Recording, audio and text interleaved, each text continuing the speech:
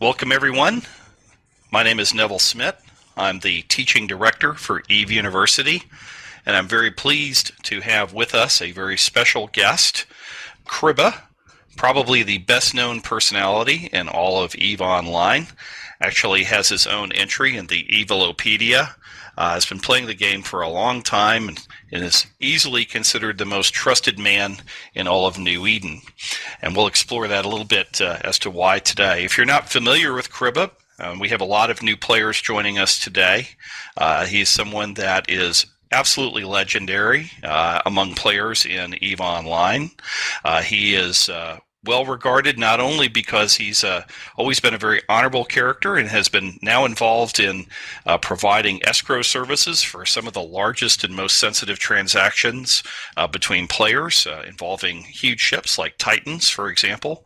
He also offers a wide variety of different services like EVE files, and we'll talk a little bit more about that today, as amongst many other kinds of utilities that are commonly used by many EVE Online players today. So he is also someone who's made his wealth through primarily through mining, but as well as other kinds of industrial and financial transactions, and he'll tell us more about that here today.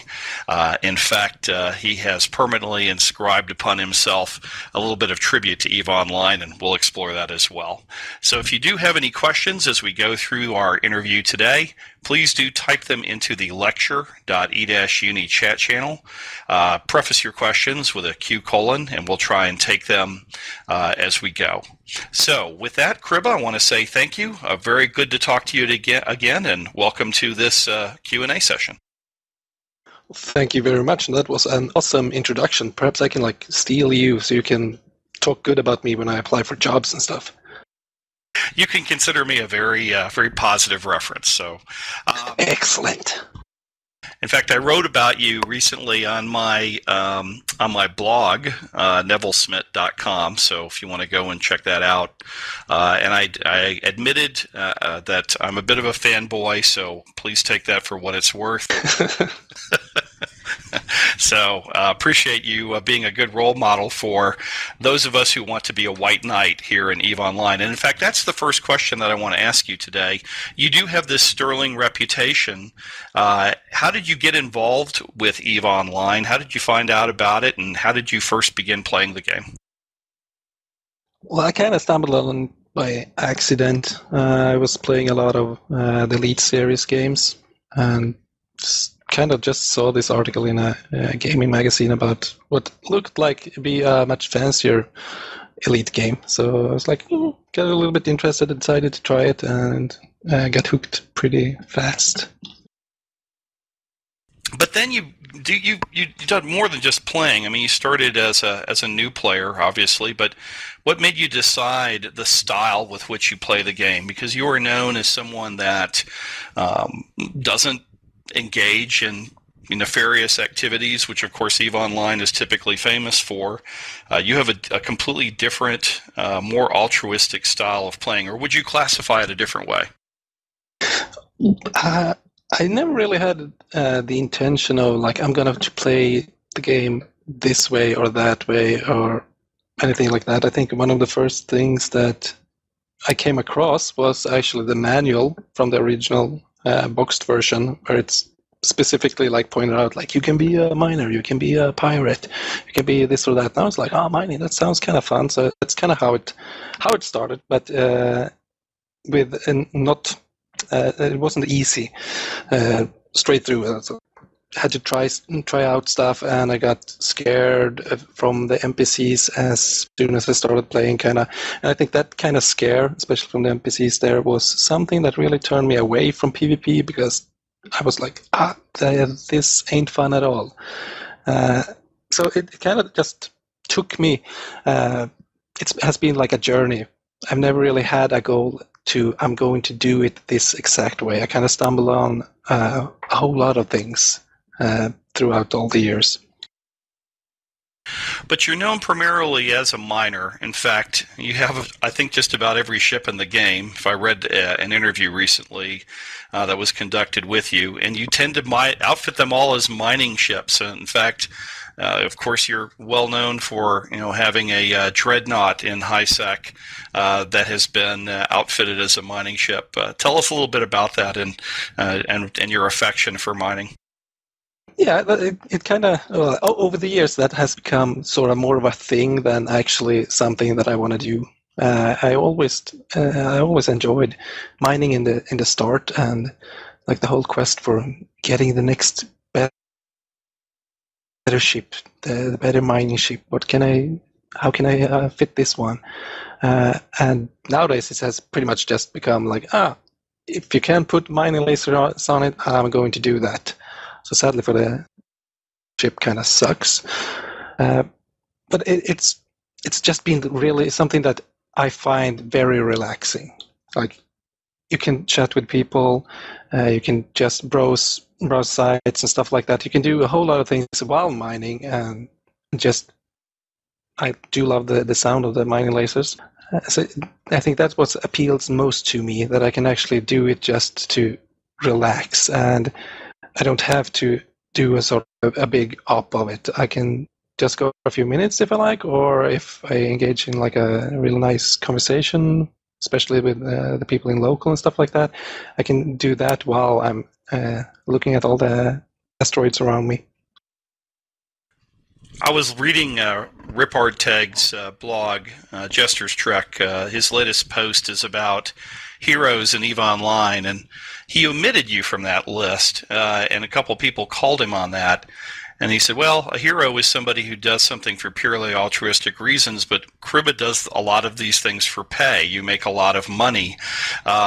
You have been very successful economically in the game. Would you consider yourself a heroic, or just a figure, or just a good entrepreneur in EVE Online? Well, I definitely wouldn't categorize myself as a hero anyway. I think I've been very fortunate in the things that I've done and in the position that I am today. But I've never had the intention of making money or like becoming famous or anything like that. That sort of has just happened. And obviously, if you were to look back at things right now, especially for like the brokering part, yeah, obviously I do it because I'm getting paid. If I see me being as engaged if I didn't get anything out of it. Sure, I do help lots of people for purely just to help them without getting paid or anything like that. But I think in the long run, you want to have sort of like some sort of incentive to actually be doing the things you do, regardless of if it being PvP or if it's mining or brokering sort of thing. And for me, as long as I'm doing like the brokering thing, that helps pay for my accounts. So that's like the incentive to keep on doing it as well.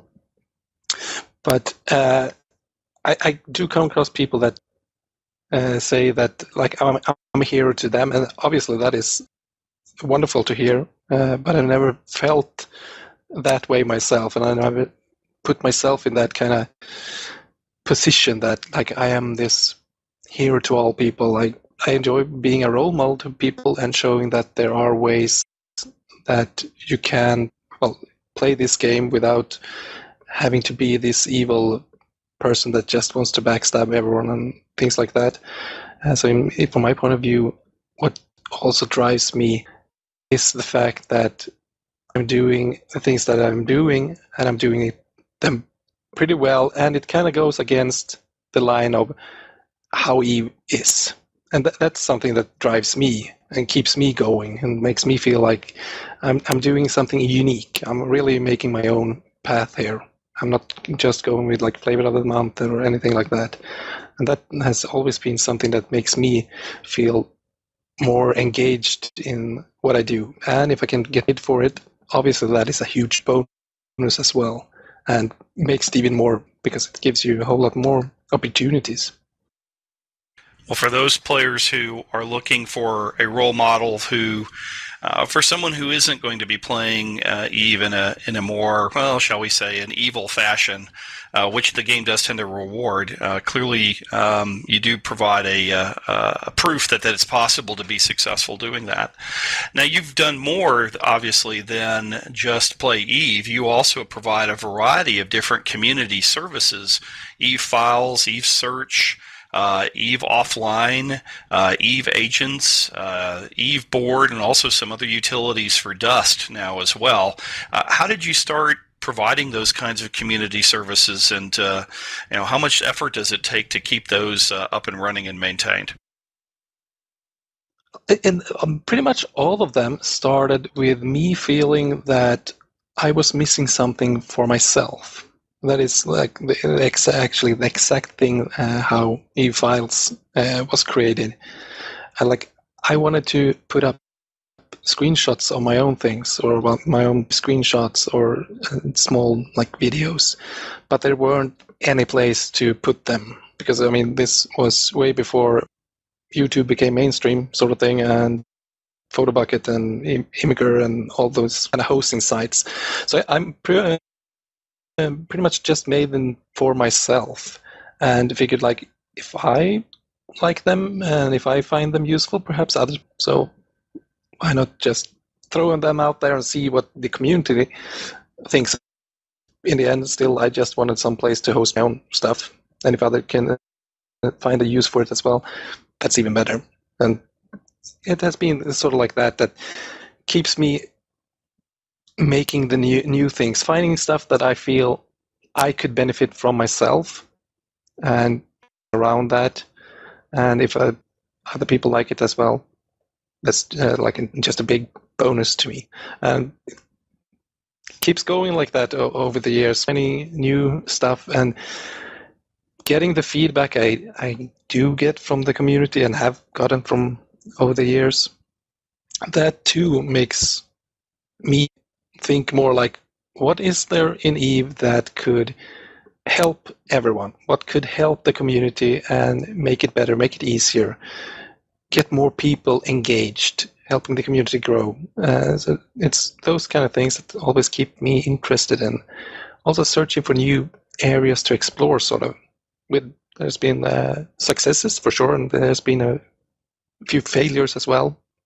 Thinking you have a good idea of something that turns out to be like, yeah, this was a waste of time. But nowadays, most of the things, they run them pretty much by themselves. Sadly, a lot of the really old things, such as e-files and e-search, they are running on hardware that maybe is not that current right now. So there is a lot of the problems nowadays with my sites is that actually that the hardware is starting to give up. But I'm continuously trying to work that out as well, replacing stuff. Do you know how many users are using your various utilities and these different kinds of services that you provide? I have some Google Analytics numbers and things like that, and it varies from a few hundreds per day up to a few tenths of thousands. I think Eve Search is one of the most popular ones, and I have on average between 15 and 20,000 visits a day there, I think. That's something you can certainly monetize. So, I mean, have you thought about trying to be more aggressive about turning that traffic, those eyeballs, into more of an income stream? No, not really. I mean, obviously it would be nice to earn more money, but I think just as much as I hate adverts and stuff like that, I'm pretty sure that everyone else does too. So I wouldn't push it too hard. Plus, I'm not really in it for the money to make, because obviously if I have my normal job and that like pays for my life. So services to have a small income that pretty much covers the hosting costs, that's my goal, because my goal is not to make Eve my second job or a job for real. Well, you do have a lot of accounts. In fact, your Evilopedia listing says you have over 10 accounts. How many active accounts do you have currently? That is a secret. But yeah, I think I have 16 accounts that are active right now. I don't know. I even know how you even maintain 16 accounts. I mean, I have 3, and that's plenty. But obviously, that's one of the keys to your success. Do you multi-box a lot of those simultaneously, frequently, or do you use them for different purposes? They are. I would say that pretty much all my characters, except myself, are just like supercap alts. So pretty much most of those accounts are flying a supercap at the moment, so I can't really do that much with them. But in terms of keeping track of them, yeah, it's a little bit of a pain. I absolutely love long skills nowadays, so if I can do like Titan 5 a few times over, that would be awesome, because that means I wouldn't even have to care about the skill changes. Otherwise, E-UNI is an excellent companion to keep track, but it doesn't work all the time, as I've come to find out, because there's been a few times where I suddenly do log on to a character and it's like okay, it's not training. Let me check when the skill ended. Couldn't have been long. Must have been like just a few hours ago. And it's like, oh God, 1.5 months ago it stopped training. Yeah, it's easy to do, and we've all had times where we've had gaps in our skill queue. I want to talk a little bit about the third-party escrow services that you provide. When did you start offering those, and how often do people make use of your services? I think you're the only one that could really do this because of your reputation. But tell us a little bit about how you got into it and how it works.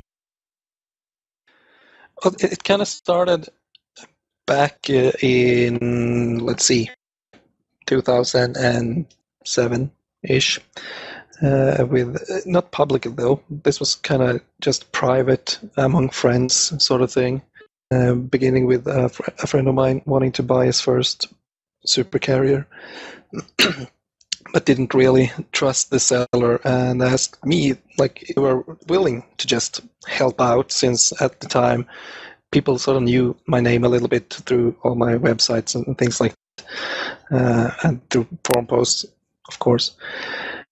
So I helped out. I helped my friend with just holding the money until he got the ship and could warp off.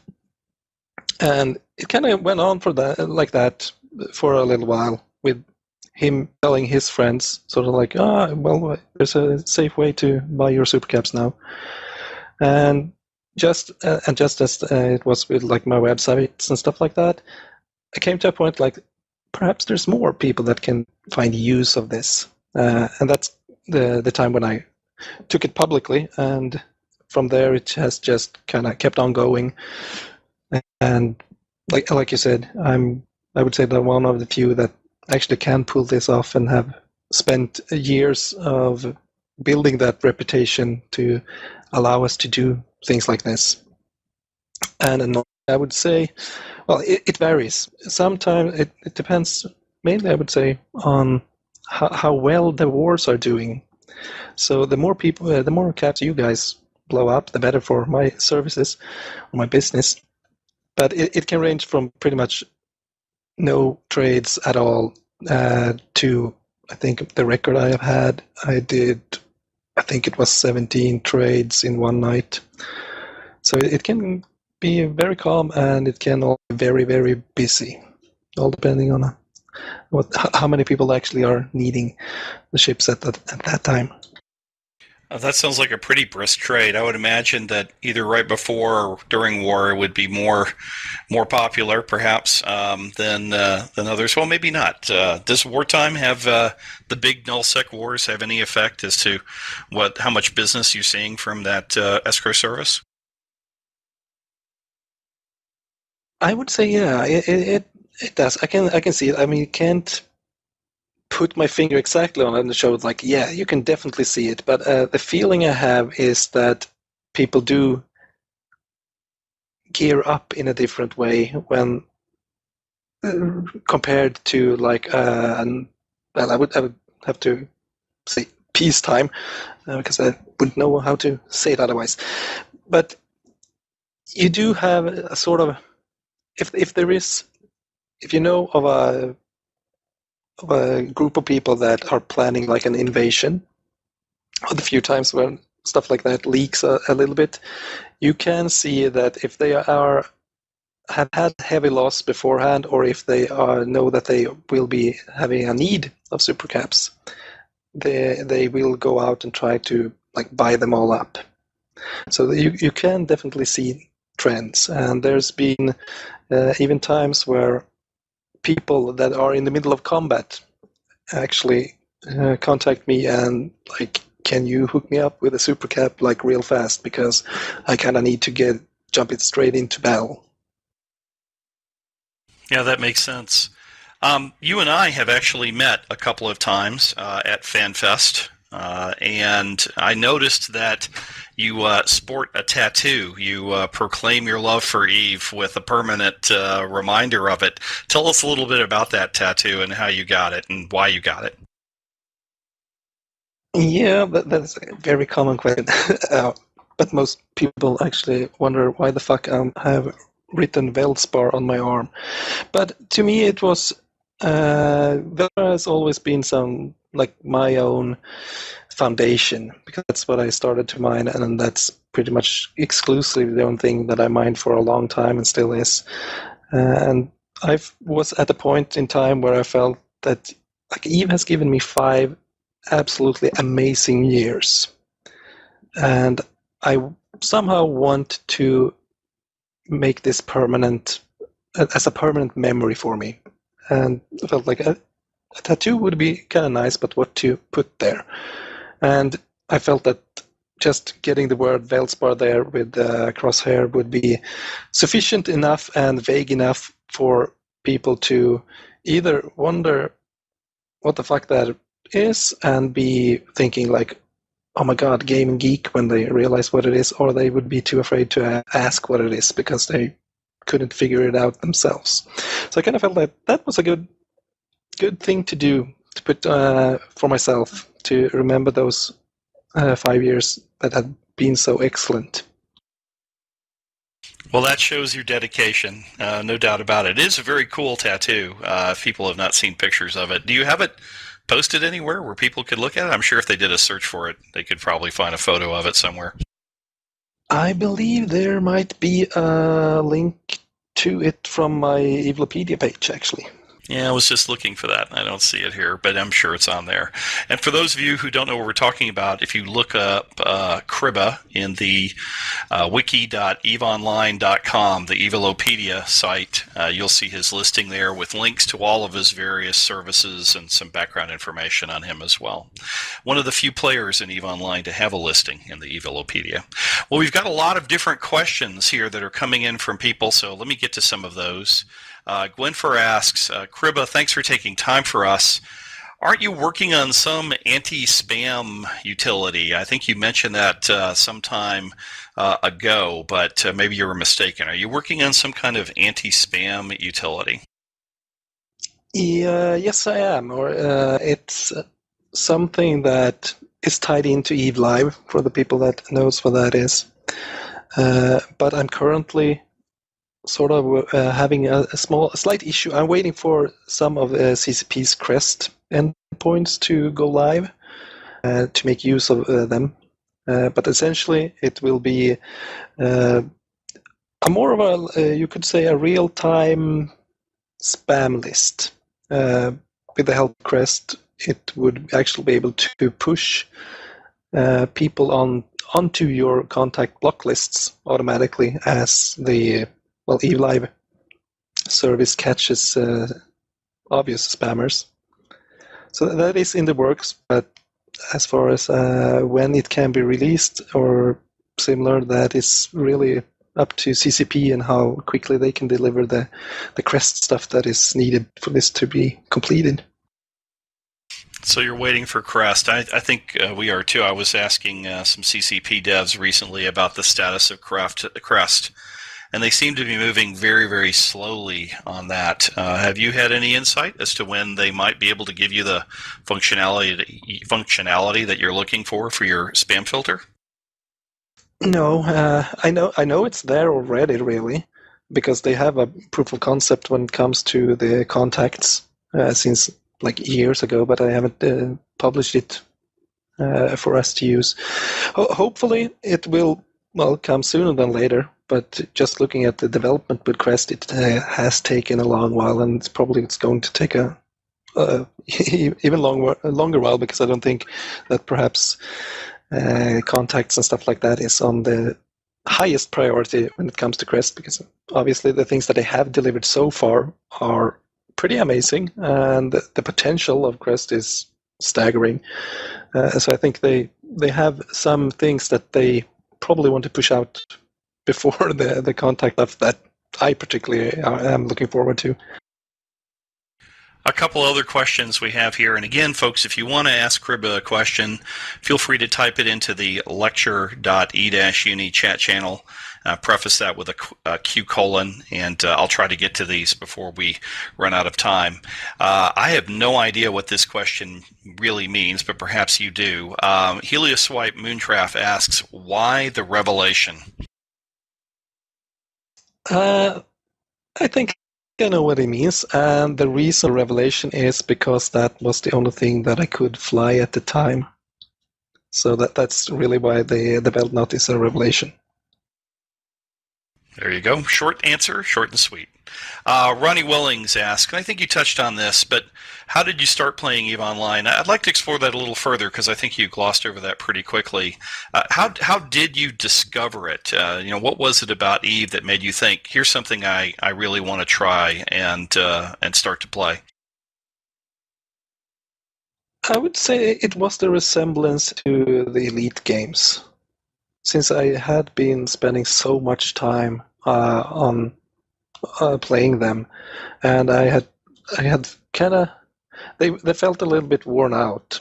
So when I did come across screenshots of EVE, I instantly had felt like this is Elite, except this new and scary thing being online, because EVE is actually the first MMO I have ever played.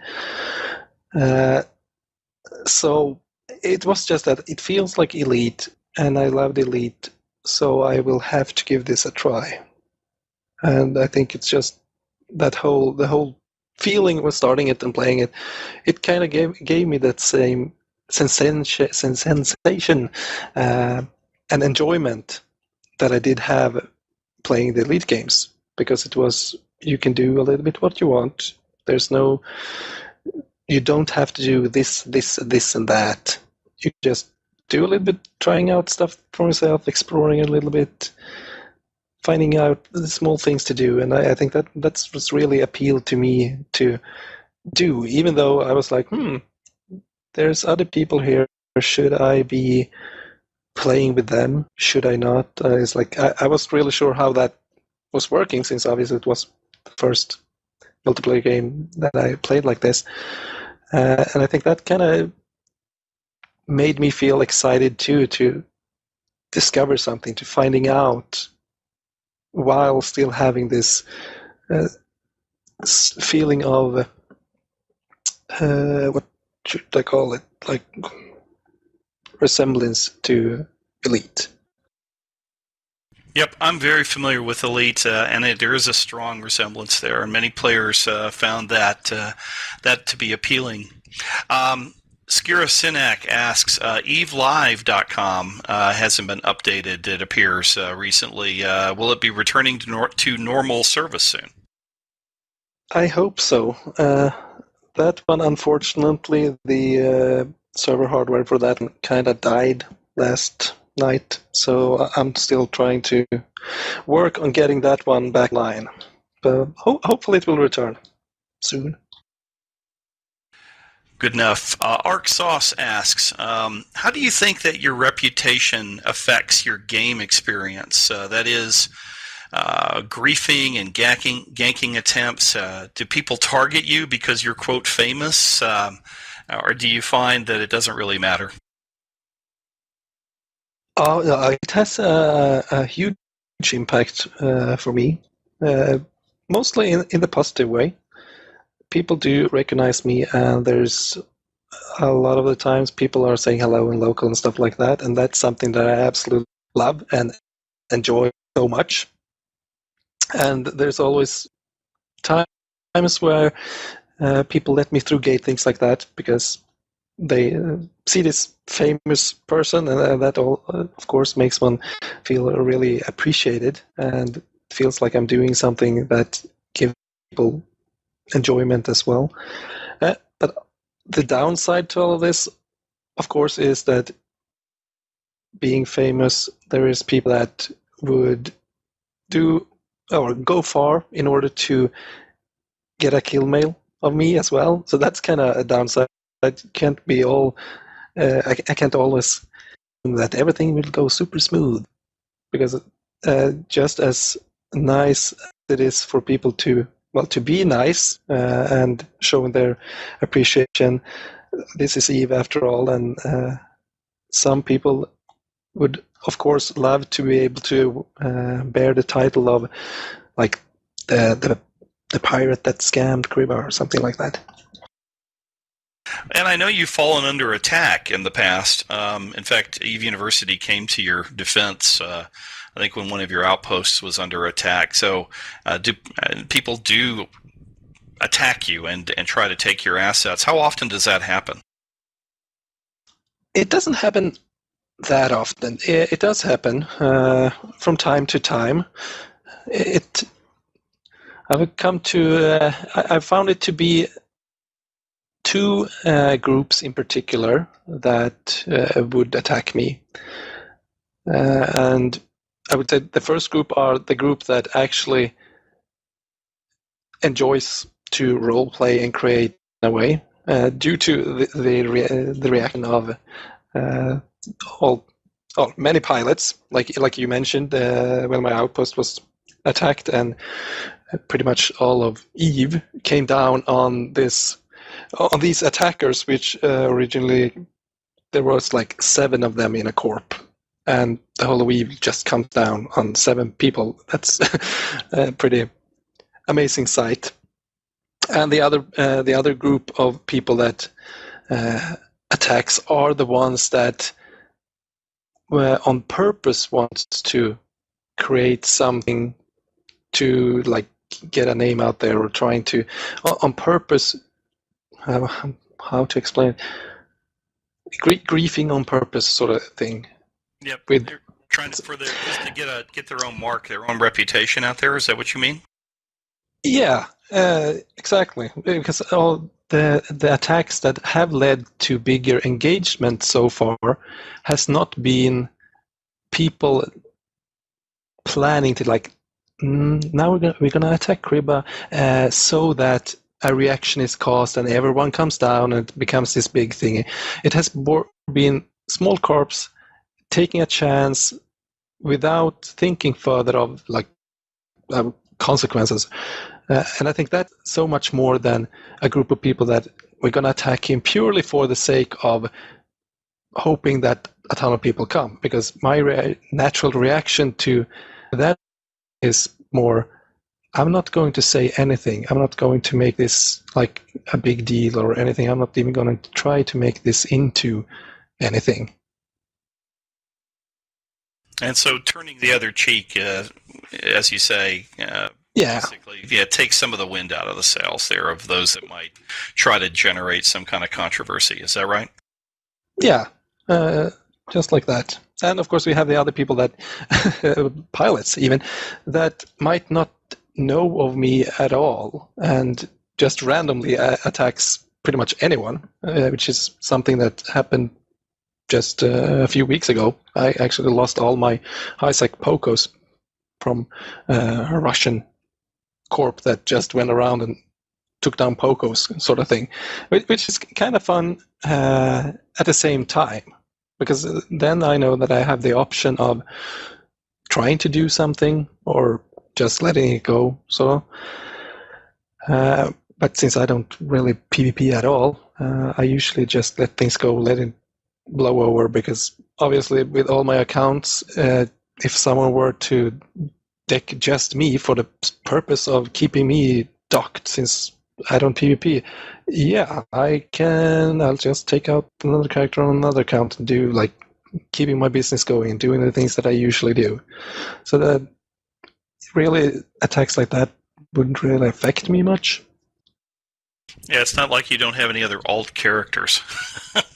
No, none at all. Now, Okazi asks, if you happen to be a Mar or near a Mar right now, can we see the Veldnot? I know you have the Veldnot docked in the Amar station. How often do you take it out, and how can people see it? Because it is somewhat legendary. Not a lot of people certainly get to see a Dreadnought in high-sec space very often. Well, that one is really easy, because if I am in Amar and at the screen and have the time, all you need to do is just ask, and I'll usually take it out. If I'm not already out mining, of course. But it happens quite often, I would say. A lot of people put this on their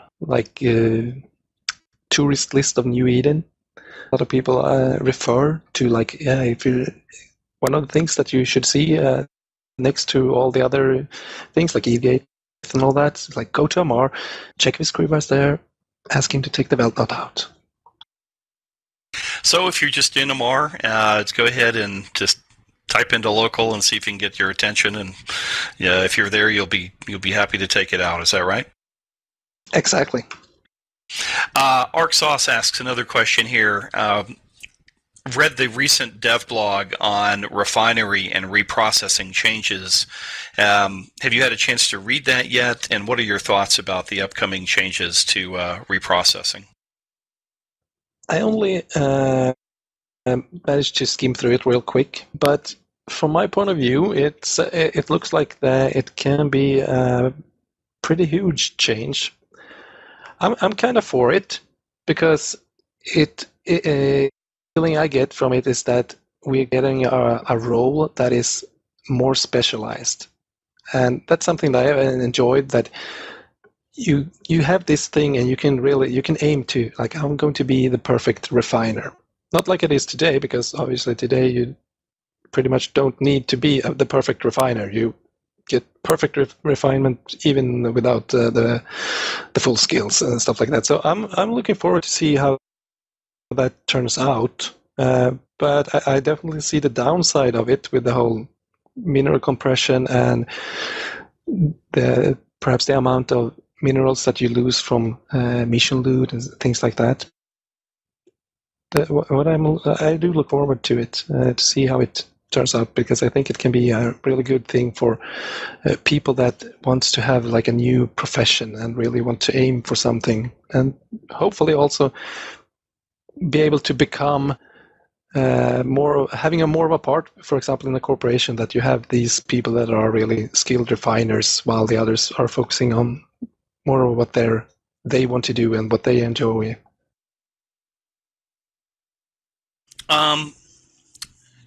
Ann Kalana, pardon me for mispronouncing your name, Ann Kalana asks, have you ever gone to low-sec, null-sec, wormholes, other space? I mean, I know you do have operations in null-sec, but how far afield do you travel in New Eden, and what kind of space do you like the best?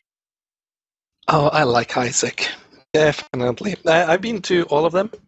I usually never go to low-sec, null-sec, or wormholes unless it's for business. I do have some losses in low-sec, though, so I have to go there to refuel them and stuff like that. But generally, I tend to try and keep to high-sec, because that's where I feel the safest. And I really dislike giving away kill mails. So anything I can do to make them less common, the better for me. But you could browse through wormholes and possibly see a few anchored towers here and there that are just sitting there, and then you'll know that was probably there just to leave the tower as a bookmark. I was looking here at some of the. By the way, folks, we are running to the end of the questions. So if anyone has any additional questions, please feel free to type them into lecture.e-uni. I don't want to miss any. And if I've missed any of your questions, please retype them in, and I'll make sure that Chribba gets to them. And Kalana asks another question. Has anyone ever tried to gank the Veldknot? No serious attempts, sadly. There's been just a few poor LOL attempts, really. A lot of people conspire about doing it, though, but so far I have yet to see an actual serious attempt. The biggest attempt so far was Suicide Abaddon, so that's probably going to take a few more ships than just a single Abaddon. I noticed that you have been playing Dust a lot lately, and in fact you have some new Dust-related community services. And in Dust, of course, that is more of a PvP kind of game, which is certainly different than how you typically play in EVE. But you seem to be enjoying Dust. Tell us a little bit what you think about Dust, and how does it feel to be on the combat side of things? You do know there's logistics in Dust 2, right? So I don't have to kill people. No, just kidding. Actually, I enjoy it a lot. And yeah, I do kill people. I have a pretty decent kill-death rate, the ratio, I think. But I mainly got into it from the start just because it was EVE-related. I've never been I haven't really been into FPS games at all. I played a little bit of like Blood and Doom and Quake, things like that in the years back.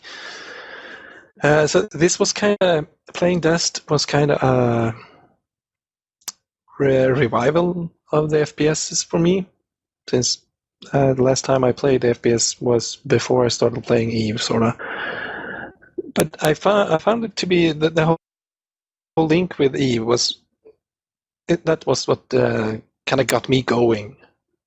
Then it has probably it's not really optimal, definitely not, and they have still a long way to go. But they do put a lot of unique features into it, such as like the fitting things, and I think that's something that really appealed to me as well. Just like you do in EVE, you're fitting your ship how I fit my mercenary the way I want it, and that gives me the more of the whole sandbox freedom kind of thing. I'm playing this game and no one is telling me how I should play it, and that's just something that really keeps me going. The biggest problem with Dust for me is that it's hard to balance it with all the time that EVE takes, actually, because I want to do both, but both EVE and Dust take time. At least for me, it does. So that's kind of the biggest thing. But I'm really looking forward to seeing CCP evolve it more, putting more connections into it, so that Dust can affect EVE more, and vice versa, of course. I'm hearing that you'd like to see more integration between EVE and Dust. What kind of integration or evolution, the bringing together of Dust and EVE Online, and what would you like to see happen? What kind of direction would you like to see that take? That is kind of hard, but I would like to see. Well, we have the mercenaries today. They influence faction warfare a bit, and I would think that I would want to see things like that being able to be integrated more, be it possibly taking that to planetary interaction, so that you can actually hire mercenaries to kill off your enemies on PI, or just make it harder for them, making you earn more money. Things like that could become something that we could find use for. I'm not really sure how exactly to get that going in a suitable way, but I think things like that can affect each other is something to explore, really, because it would probably be harder for a mercenary to shoot the ships in space. Unless, of course, the mercenaries are the people that are running around in stations in Karnan, killing off people. Fair enough. It'll be interesting to see what CCP announces about Dust at the upcoming FanFest. I assume you are going to FanFest this year? Yes, I am. I will be there as well, and I think we have a contingent of E-UNI, so when you come by, make sure that you look us up. I have a gift for you, and I'll be happy to buy you a beverage or two of your choice. I will definitely drop by. Okay, good. Camellia asks, you are also a dedicated Eve developer. How are you doing your chat tool? Do you have tunes automatically logged in 23/7 in the game, or how does that work? That is exactly how it works, actually. Yeah, I have a few clients that are logged in, just listening to the channels and the local. And on the back end side, there is we would probably call it a scraper that just goes through the chat log and puts it all into a big database and presenting it to you guys. Judere Belmar asks, what are your plans for the future? What new things do you want to try out? What kind of new services are you thinking about? Where do you go from here? Yeah, that is a good one. Where I'm going, I probably don't know. I don't have any specific goals right now. I kind of just letting time pass by. Keeping doing, obviously, I'm going to keep doing the brokering thing. I have pretty much all the goals that I had so far, or short-term goals, I've managed to complete them, like owning an outpost, things like that. So in a way, it kind of depends on how CCP decides to what new stuff they put into the game, what new things that I can aspire to acquire. Things like that. As far as developing goes and new services, I do have something that I'm working on that will assist people in local to, I would pretty much call it the standard local scanner thing that a lot of alliances have, like when you can put in either the D-scan results or the pilot lists and stuff like that. I have something like that in the works, but with a little bit of a twist, giving a whole lot more information in a very short amount of time than perhaps all the other regular tools out there have. So people that have been beta testing it or trying it out have been so far with what the information that they get out of it can do for them when roaming low-sec, jumping in or trying to go through low-sec where there's pirate gangs and stuff like that. So hopefully I will have that one ready to show the public sometime soon. Do you think you might have it ready by FanFest?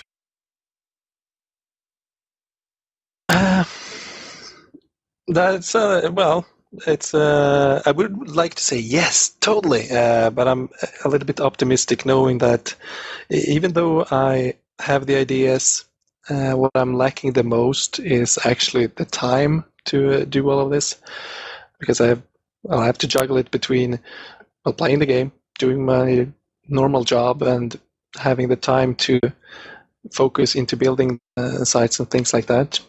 So I can hope that I have it ready. I mean, it's in a working state already, but I still have features that I really want to get into the game, not the game, get into the site before I launch it publicly. Because I think the ideas, the features that I have in mind, they will give some spice to the site. But I can sort of, there's a sneak preview at evelocal.info, but you can't use it yet. Just see an image. Well, we appreciate the tease. We'll keep tuned on that. We have a few more questions here coming in. And actually, Ronnie Wellings reminded me of a question that I missed here. For playing this game this long, how do you feel that EVE Online has evolved through the years? Are you happy with the direction the game has taken, or would you rather see it move into some different directions? Well, that is a tough one. I definitely think it has gone the right way. There's been a ton of changes, obviously, in 11 years. So obviously we've gone from at the time a damn good game, but thinking back, it was pretty lame compared to what we have right now. But I definitely feel it has evolved in the right direction, definitely. And I think CCP has really been driven. Obviously, they've begun sidestepped a little bit, perhaps not had the really right direction in at certain things, but overall, it's I'm definitely satisfied, and I'm definitely eager to see what more they can bring in and what ideas they have, and especially if they were to integrate Valkyrie or something like that, that could be something really amazing. I think we may have asked this question before, but let me try it a different way. Judah Ray Belmar asks, what do you think, or what do you wish CCP should do for EVE Online? What direction would you like to see them take for future development? Definitely integrate Valkyrie, but I think the problem, the biggest problem I have when people ask me this question is like, what would I think they should do? It's like my play style is such a niche play style, and I'm only playing around myself for myself. So I couldn't really say they should totally fix Sov or something like that, because to begin with, I really don't do the Sov play style, so I couldn't say drop it or improve it because I don't really know what's going on there. So when people ask me this question, it only becomes the outlook of my little spaceship. It's only me, and so that is what makes it so hard for me to say where would I want it to go, because I don't really know. I absolutely want them to focus on the big group, the community as whole. I don't really want to see them pushing too much for the individual player rather than pushing for the big group of players.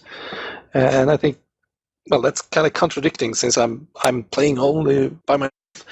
But I really do hope that they focus on trying to make the game bigger with everyone together, sort of thing. So more of a social and community experience. Skira Sinak asks, do you have any new tattoos coming? Any more plans for additional tattoos? No, not at the moment. I've been thinking about I could see myself getting another tattoo of some sort as a new memory of another 6 years of fucking awesome gameplay. But to be honest, I don't really know what that would be, because it Feldspar tattoo, that was something that I felt really defined me, and this was me. So getting another one, I don't have that same feeling of I'm doing this because this is really me. Getting a second one would be more I'm doing it to celebrate another few years that I still have, sort of thing. So I don't know. Maybe if you come up or anyone comes with a really fucking awesome suggestion that I feel this is totally me, then I probably wouldn't be slow on making that one happen. depending on where it is, of course. I don't this whole back tattoo thing or like a sleeve thing. I like to keep them fairly small and discreet.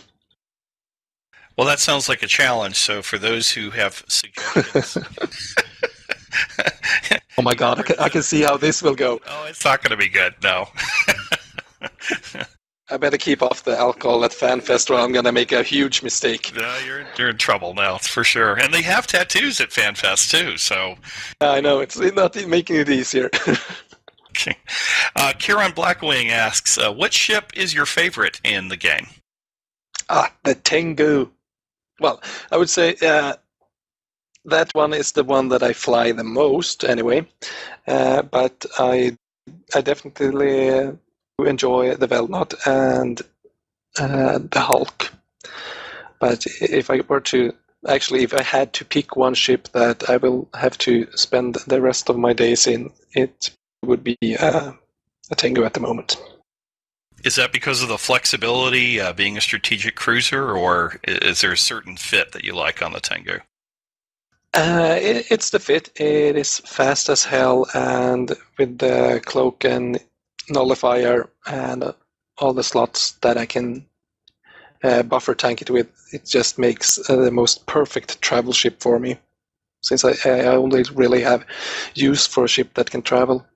So that one has been the one that really serves the best purpose for what I'm doing. I know a lot of people would go like, well, you can use an interceptor because they can't be stopped by bubbles and stuff like that either. But yeah, they will die pretty fast at a smart bomb gate camp. So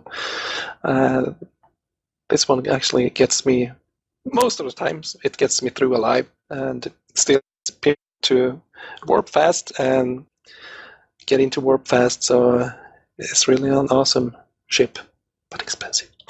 Not cheap. Not a cheap ship. In fact, nope. Martis asks, a travel Tengu, is this what happens when you accumulate too much ISK in the game? Yeah, it's like the game version of a Ferrari, perhaps. I don't know, but yeah, it does. It kind of, well, like I said earlier, having ISK definitely helps to do things that you want to do and make things easier. So yeah, that might be what happens when you get too much money. Speaking of ISK, how much ISK, how much value, how much game value do you think you've accumulated currently today? That is a tough one, actually. But if I go by assets and stuff like that, it's most definitely in the matter of many trillions. But personally, the feeling I have is that the reputation I have is worth more than whatever sum is out there. And I mean, are you at the point now where earning more ISK doesn't matter anymore? I mean, what kind of metric do you use for whether knowing how you're doing in EVE Online these days? Personally, I had that feeling since the start, pretty much. I never had. My goal has never been to get super rich or I'm gonna like earn so much money or anything like that. I've always been like, if I can just get around, if I have money, pay for my accounts, if I have money to spare to replace ships that I may lose or buy new ships or buy sort of things here and there that I want to have, that's been enough for me. I never felt like I have to have 500 billion because, yeah, I just got to have that. That has never been like my goal or anything that really makes me feel like, yeah, I really must work hard towards this, because too much money for me actually just makes the game less fun. If I can buy anything that I want whenever I want it and I don't have to think at all, that sort of takes away a little bit of the enjoyment of it all, of having a goal, because it's like instant gratification. You can just get it straight out instead of setting a goal and working towards it, and then like be able to look back at that journey and feeling like, oh, that was a really nice journey. And so that has been my outlook since I started, pretty much. So it's the journey, not the goal. That's the important thing. I get that. And you get more satisfaction out of interacting with the community and supporting the community than you do from playing the game itself, or is that not accurate? Although the community, I wouldn't have been here at all if it weren't for all you guys. Definitely not. You have always been the people that have been driving me and making me feel that I'm looking forward to logging on, and I'm looking forward to doing things and like all that. So yeah, I would definitely say that if there had been no community, I definitely wouldn't have been playing this for 11 years. Not a chance. Ronnie Willings asks, what's the highest skill point amount that you have on a character today? What's the character with the most skill points? How much skill points does that character have? Well, that would be me, but I can't really reveal the numbers. But it's more than 100 million, but it's less than 250. Fair enough. That's good. We're getting close to the end of our time together, but we have a few more questions. So if we can have just a few more minutes of your time, would that be okay? Absolutely. It's Friday night. I have nowhere to go. Excellent. Okay. William Madigan asks, if you could change one thing about Eve, one thing, what would you change? Oh, those are the hard questions.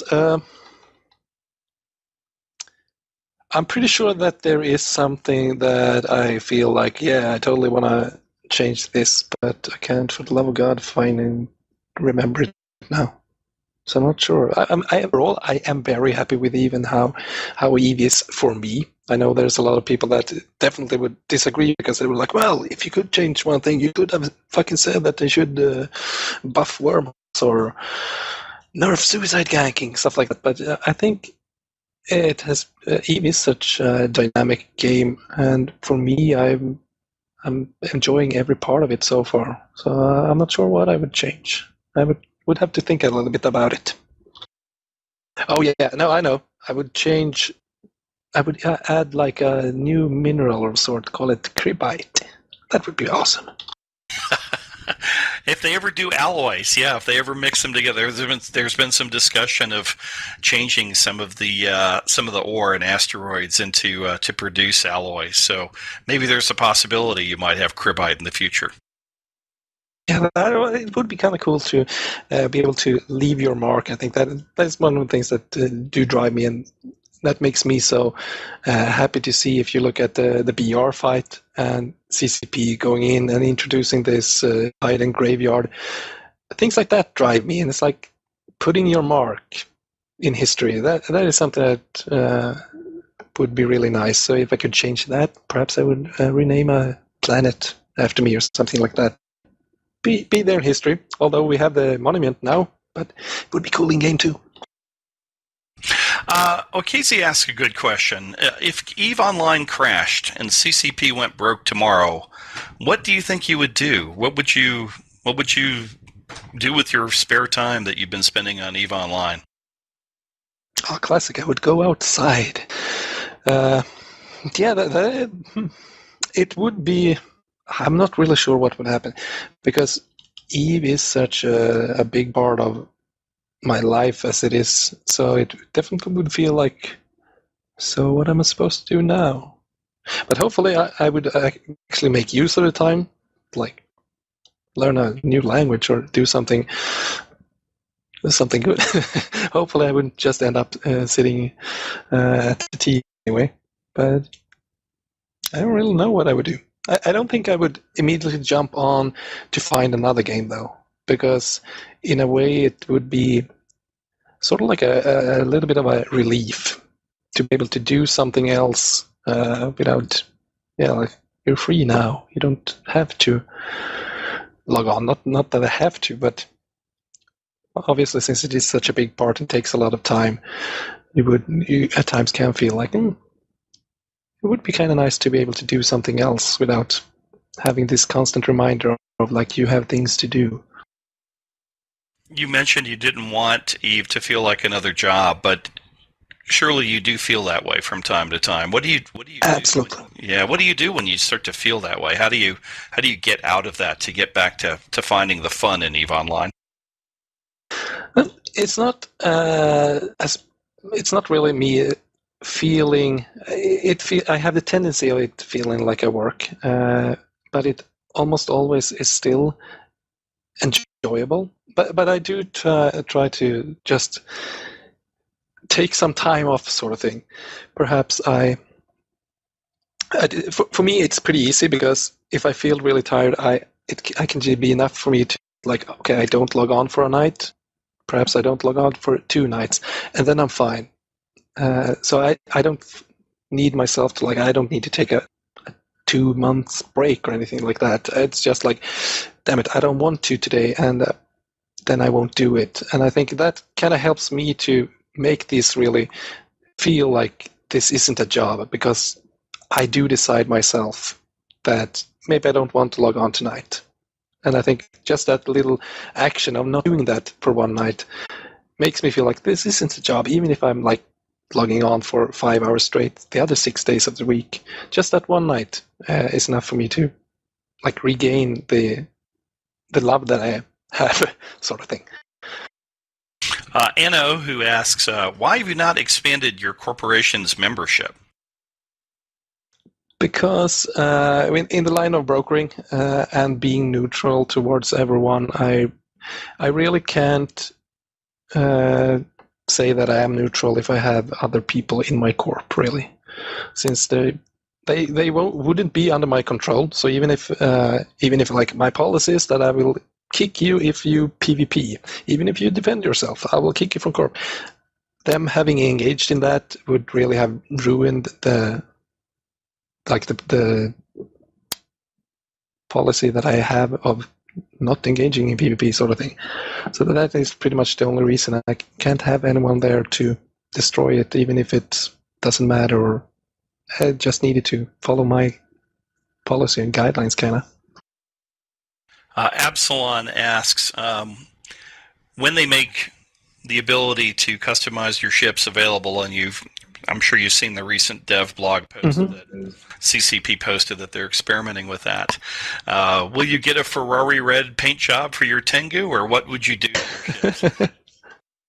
Well, I definitely would get some nice color. It would probably be like violet or pink or something like that. Or like a nice Hello Kitty logo. But yeah, I will probably make skin some of my ships. I think it depends, because it's a nice touch and it's a fun thing. But for me, the cost of it, I would definitely be thinking about spending money on things like that if they sort of like became permanent. But a one-time thing, it's not really for me. But I would totally paint, and it would probably be weird-ass paint colors that you guys wouldn't approve of in EVE. Well, it would stand out, I'm sure. We have time for a couple more questions here, so let me just wrap up with these two.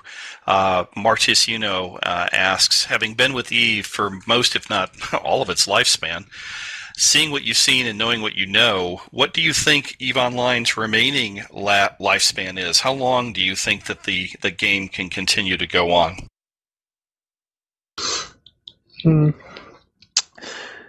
I would, I'm not sure. I've been thinking a little bit about that, actually, since the announcement of the monument. Since they were like, we're opening it in, I don't know what it was, 2046 or something like that. And that's like, oh, okay, so that's another 20 years, 25 years or something in the future. I don't think he will be around at that time. Will it be around in 10 years? Honestly, I I don't think so. Not the Eve that we might have and feel today, anyway. Because I think the core group uh, is growing older, and to be honest, I wouldn't see that core group following with him that much longer. So I think the game will probably take another type of turn in that case, but I certainly hope that it keeps on going, and I hope that me and everyone else keeps the interest and follows with it. But maybe 5 years. We can hope 10. Hopefully, I can in 10 years I can say like, yeah, that's what you said 10 years ago as well. Because obviously it has gone for 11 years now, and I've been with it for less. That's like Marty said, it's a pretty damn long time when you think about it. And I probably when I started wouldn't have thought that like in 11 years you'll still not be playing this. I would probably have been laughing a little bit about it. And no, I just saw the comment there. No, I don't feel guilty at all. Not sad. Well, it's sad to think about it like that.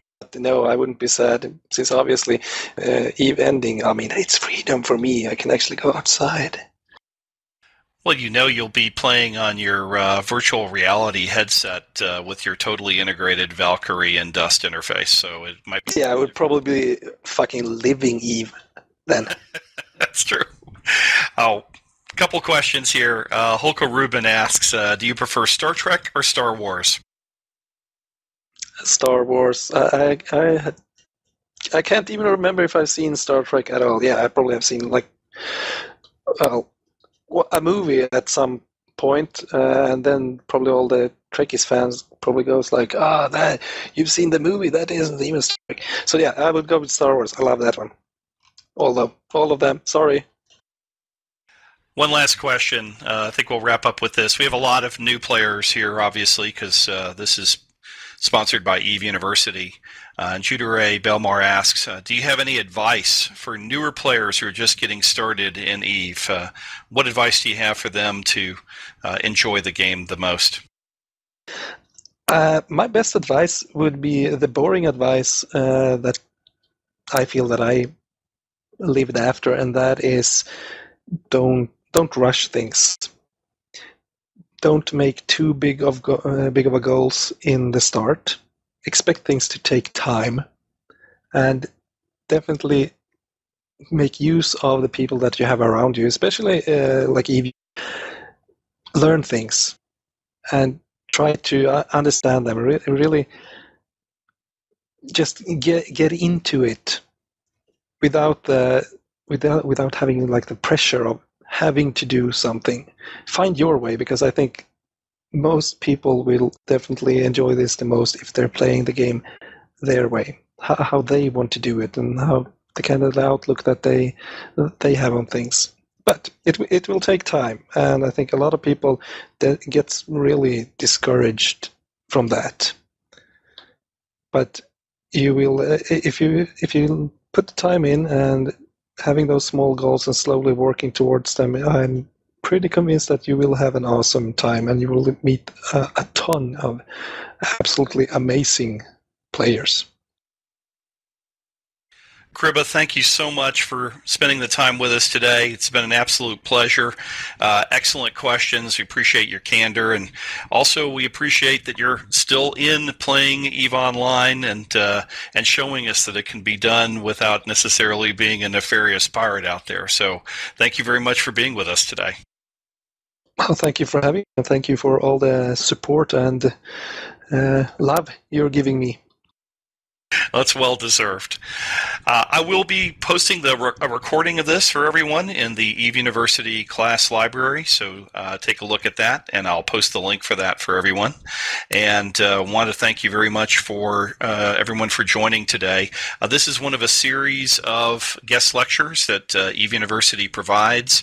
We're very happy to bring in celebrities and experts from all different aspects of EVE Online. So one final thank you you for Chribba for coming in today and being part of this and allowing us to record this and add this to our class library.